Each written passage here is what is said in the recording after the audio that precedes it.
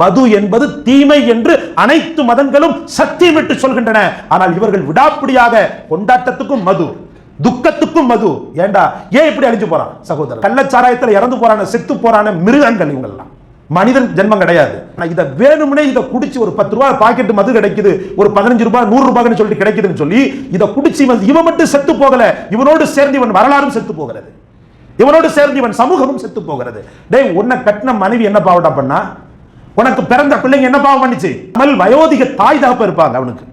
இந்த நாய்களுக்கு வெறுமனே குடும்பம் மட்டுமல்ல, இவர்களுக்கு வயோதிக தாய் தகப்பன் இருப்பாங்க, எழுந்து நடக்க முடியாத தாய் தகப்பன் இருப்பாங்க. அவங்களுடைய நிலைமையை கொஞ்சம் கூட யோசிக்கிறது இல்ல.